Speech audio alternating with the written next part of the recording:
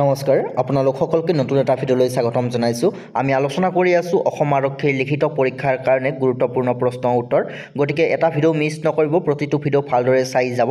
চ' আজিৰ ভিডিঅ'টোত আমি আছাম পুলিচৰ written exam AB UB ASI written এক্সামৰ কাৰণে ইম্পৰ্টেণ্ট কিছুমান কুৱেশ্যন এনচাৰ ডিছকাছ কৰিম। গতিকে ভিডিঅ'টো প্ৰথমৰ পৰা শেষলৈ চাই থাকিব। কিন্তু তাৰ আগতে আপোনালোকক জনাব বিচাৰিছোঁ, ইতিমধ্যে প্ৰকাশ পাইছে অসম পুলিচৰ লিখিত পৰীক্ষাৰ কাৰণে গাইডবুক। এইখন গাইডবুকত আপোনালোকে সম্পূৰ্ণ চিলেবাছ অনুসৰি ইংলিছ, আছাম হিষ্ট্ৰী, আছাম জিকে, geography, polity, economics, history, art and culture, sport জিকে, কাৰেণ্ট জিকে, ষ্টেটিক জিকে, মেথমেটিক, ৰিজনিং সকলোবিলাক আপোনালোকে চিলেবাছ অনুসৰি এইখন গাইডবুকত লাভ কৰিব। 10,000তকৈ অধিক কুৱেশ্যন এনচাৰ আপোনালোকে লাভ কৰিব।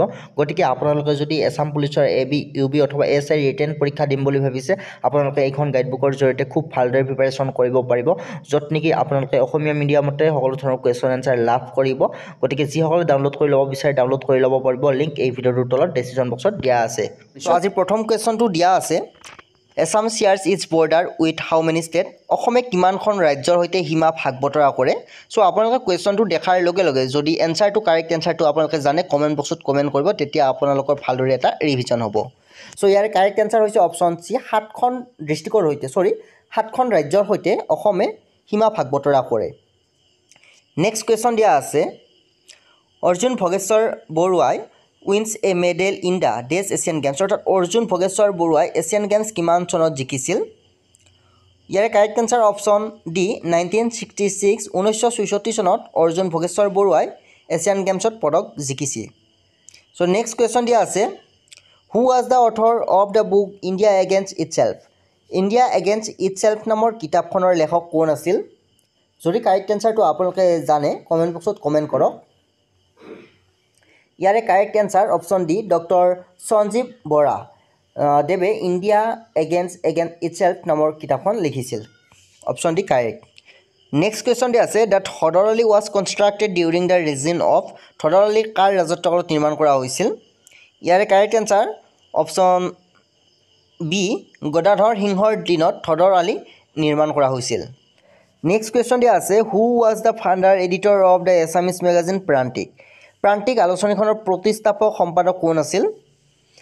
চ' correct answer option D, Bhabendranath Saikia Prantik আলোচনীখনৰ প্ৰতিষ্ঠাপক সম্পাদক আছিল, মনত ৰাখিব।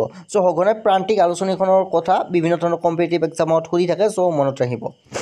নেক্সট কুৱেশ্যন দিয়া আছে, হু head establish the Barpeta Satra in Barpeta? অৰ্থাৎ বৰপেটা সত্ৰ কোনে প্ৰতিষ্ঠা কৰিছিল? কাৰেক্ট এনচাৰ কমেণ্ট বক্সত জলদি কমেণ্ট কৰক। শংকৰদেৱ নে, মাধৱদেৱ নে, দামোদৰদেৱ নে, গোপালতা? চ' কোনে বৰপেটা সত্ৰ প্ৰতিষ্ঠা কৰিছিল? কাৰেক্ট এনচাৰ অপশ্যন বি, মাধৱদেৱে বৰপেটা সত্ৰ প্ৰতিষ্ঠা কৰিছিল। নেক্সট কুৱেশ্যন দিয়া আছে, লাচিত দিৱস ইজ চেলিব্ৰেটেড অন? অৰ্থাৎ লাচিত দিৱস কেতিয়া উদযাপন কৰা হয়? ইয়াৰে correct answer option D, 24 November. 24 November তাৰিখে লাচিত দিৱস পালন কৰা হয়। নেক্সট কুৱেশ্যন দিয়া আছে, which is the টলেষ্ট existing temple in Assam?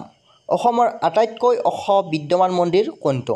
চ' অপশ্যনসমূহ চাই লওক আৰু কাৰেক্ট এনচাৰটো যিসকলে জানে কমেণ্ট বক্সত জলদি কমেণ্ট কৰক। ইয়াৰে correct answer option C, Shiva temple at Sivasagar হৈছে অসমৰ আটাইতকৈ ওখ বিদ্যমান মন্দিৰ। নেক্সট কুৱেশ্যন দিয়া আছে, which river originates from Tibet and enters into India through Arunachal Pradesh? অৰ্থাৎ কোনখন নদী তিব্বতৰ পৰা উৎপন্ন হয় আৰু অৰুণাচল প্ৰদেশৰ মাজেৰে ভাৰতলৈ প্ৰৱেশ কৰে?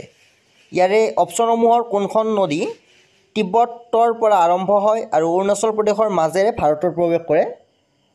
ইয়াৰে কাৰেক্ট এনচাৰ হৈছে অপশ্যন ডি, ব্ৰহ্মপুত্ৰ নদী তিব্বতৰ পৰা আৰম্ভ হয় আৰু অৰুণাচল প্ৰদেশৰ মাজেৰে ভাৰতত প্ৰৱেশ কৰে। চ' ইয়াতে আপোনালোকৰ বিভিন্ন ধৰণৰ কুৱেশ্যন হ'ব পাৰে যে ব্ৰহ্মপুত্ৰ নদীয়ে কোনখন দেশৰ মাজেৰে ভাৰতত প্ৰৱেশ কৰিছে? অৰুণাচল প্ৰদেশৰ মাজেৰে ভাৰতত প্ৰৱেশ কৰিছে। আৰু ব্ৰহ্মপুত্ৰ নদী ক'ৰ পৰা উৎপন্ন হয়? তিব্বতৰ পৰা উৎপন্ন হয়। নেক্সট কুৱেশ্যন দিয়া আছে, মাকডত ৱাজ ৰিটেন বাই? মাকডত কোনে লিখিছিল? ইয়াৰে কাৰেক্ট এনচাৰ অপশ্যন চি, কালিদাসে মাকডত লিখিছিল। নেক্সট কুৱেশ্যন দিয়া আছে, দ্য আহোম দিৱস ইজ চেলিব্ৰেটেড অন? অৰ্থাৎ আহোম দিৱস কেতিয়া পালন কৰা হয়? Correct answer option D, 2 December. অৰ্থাৎ 2 ডিচেম্বৰ তাৰিখে আহোম দিৱস পালন কৰা হয় প্ৰতি বছৰে।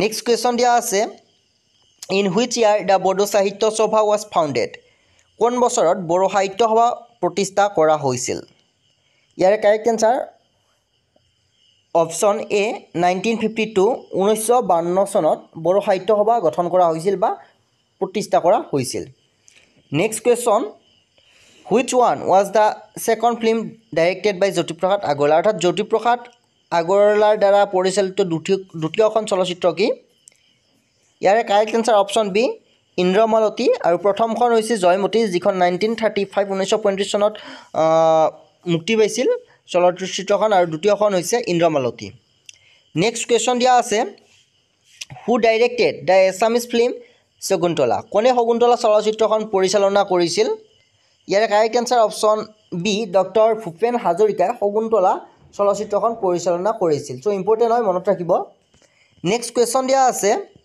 The highest concentration of forest in the state of Assam occurs in অৰ্থাৎ অসম ৰাজ্যত বনাঞ্চলৰ সৰ্বাধিক ঘনত্ব হৈছে অৰ্থাৎ কোনখন ডিষ্ট্ৰিক্টত বনাঞ্চলৰ সৰ্বাধিক ঘনত্ব আছে কাৰেক্ট এনসাৰ কমেণ্ট বক্সত কমেণ্ট কৰক জলদি কাৰেক্ট এনসাৰ অপশ্যন এ কাৰ্বি আংলং ডিষ্ট্ৰিক্ট বনাঞ্চলৰ সৰ্বাধিক ঘনত্ব আছে আৰু মাটিকালি হিচাপতো অসমৰ আটাইতকৈ ডাঙৰ ডিষ্ট্ৰিক্টখন হৈছে কাৰ্বি আংলং আৰু সেই ডিষ্ট্ৰিক্টখনত আপোনালোকৰ বনাঞ্চলৰ সৰ্বাধিক আছে কিন্তু যেতিয়া জনসংখ্যা হিচাপত আটাইতকৈ ডাঙৰ ডিষ্ট্ৰিক্ট সুধিব তেতিয়া আপোনাৰ নগাঁও ডিষ্ট্ৰিক্ট হ'ব নেক্সট কুৱেশ্যন দিয়া আছে who is the first Assamese women to win international gold medal in sport অৰ্থাৎ ক্ৰীড়া ক্ষেত্ৰত আন্তৰ্জাতিক স্বৰ্ণপদক অৰ্জন কৰা প্ৰথমগৰাকী অসমীয়া মহিলা কোন সো আপোনালোক সকলোৱে এই কুৱেশ্যনটো জানে কাৰেক্ট এনসাৰটো কমেণ্ট বক্সত কমেণ্ট কৰক যে ক্ৰীড়া ক্ষেত্ৰত আন্তৰ্জাতিক স্বৰ্ণপদক অৰ্জন কৰা প্ৰথমগৰাকী অসমীয়া মহিলা কোন ইয়াৰে কাৰেক্ট এনসাৰটো আমি নকওঁ আপোনালোকে কমেণ্ট বক্সত কমেণ্ট কৰক কোনে প্ৰথমে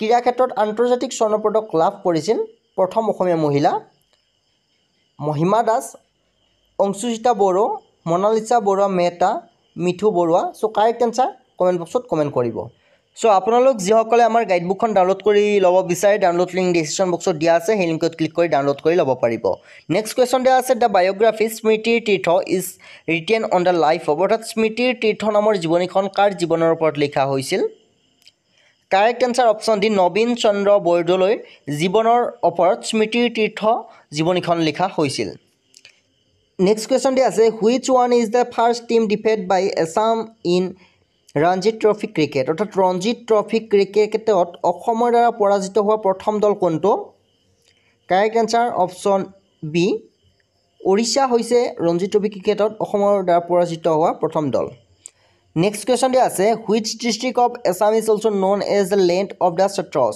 চ' অসমৰ কোনখন জিলা সত্ৰৰ দেশ বুলি জনা যায় ইয়াৰে correct answer option A Barpeta ডিষ্ট্ৰিক্টক সত্ৰৰ দেশ বুলি জনা যায় নেক্সট কুৱেশ্যন দিয়া আছে which Sikh guru build the famous gurdwara in Dhubri town অৰ্থাৎ কোন শিখ গুৰুৱে ধুবুৰী চহৰত বিখ্যাত গুৰুদ্বাৰ নিৰ্মাণ কৰিছিল ইয়াৰে correct answer option B Guru Tegh বাহাদুৰে ধুবুৰীত বিখ্যাত গুৰুদ্বাৰ নিৰ্মাণ কৰিছিল চ' আগলৈ ভিডিঅ'সমূহ পাই থাকিবৰ কাৰণে চেনেলটো ছাবস্ক্ৰাইব কৰিব কাষত থকা বেল আইকনটো প্ৰেছ কৰিব ডাউনলোড লিংক ডিছক্ৰিপশ্যন বক্সত দিয়া আছে ধন্যবাদ